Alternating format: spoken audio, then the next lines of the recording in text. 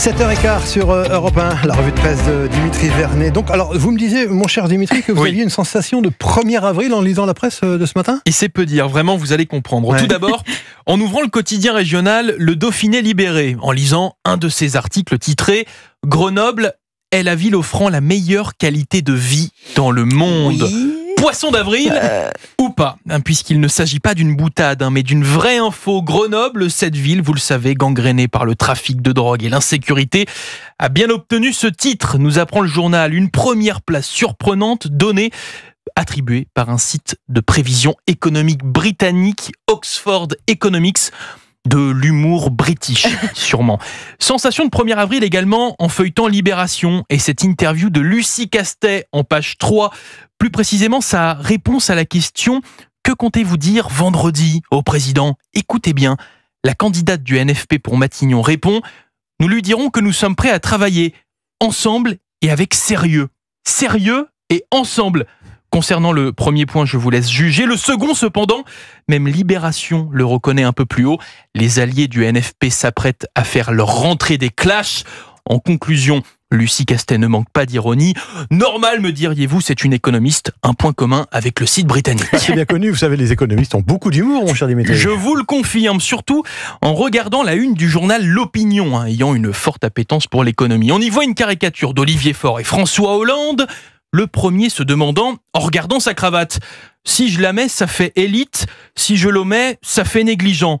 Que faire ?» Eh bien, s'inspirer de l'ancien président Hollande en face de lui, qui, lui, semble avoir la solution. Il lui rétorque, Je vois. le bon équilibre, c'est la cravate de travers. Bon, vous l'aurez compris, ce dessin illustre un sujet lancé par Gérald Darmanin il y a quelques semaines. Réhabilitation des élites. Faut-il brûler la cravate comme le ministre de l'Intérieur, se demande le quotidien ce matin. Un long dossier où on apprend qu'Emmanuel Macron est capable d'une remarque lorsque l'un de ses conseillers n'en arbore pas.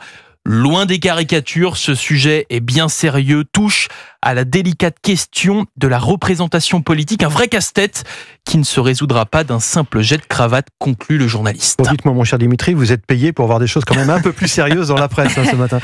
Oui, c'est vrai, et j'en ai vu tout de même. Bon. Le dispositif sécuritaire des Jeux paralympiques dans le Figaro, avec pas moins de 25 000 policiers et gendarmes mobilisés pendant cette quinzaine, ou encore la question du budget de 2025 en une des Échos. Et puis, eh bien c'est tout. Enfin, si, il reste les infos mi-sérieuses, mi-ironiques. Alors, À commencer par cet encart dans Aujourd'hui en France. Quelques lignes où on apprend que le tribunal de Bastia a décidé de suspendre un arrêté anti-Burkini pris par une commune corse quelques jours plus tôt. La raison, selon le tribunal, il porte une atteinte grave et illégale aux libertés fondamentales. Contradictoire, non.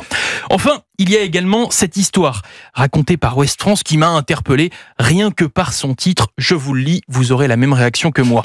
Une vache tombe dans un trou en Bretagne et révèle des vestiges vieux de plus de 2000 ans. mais Là non plus. PQR, mon amour, c'est Exactement. Là non plus, aucune blague. Tout s'est passé le 7 juin dernier à Trébris, dans les Côtes-d'Armor, nous raconte le quotidien. C'est dans cette ville, enfin, dans un champ de cette ville, qu'une jeune génisse est tombée dans un trou de 3 mètres de profondeur. Un trou, ou plutôt une galerie gauloise encore inconnue waouh. avant cette tragique chute mortelle pour cette jeune vache. ça. Pauvre bête. Comme le dit l'éleveuse de cette dernière, je ne sais pas trop quel terme utiliser, c'est à cause ou grâce à elle. Oh la vache, je vous laisse choisir. Pauvre petite bête. Bon. Merci Dimitri Vernet, c'était votre revue de presse sur Europe.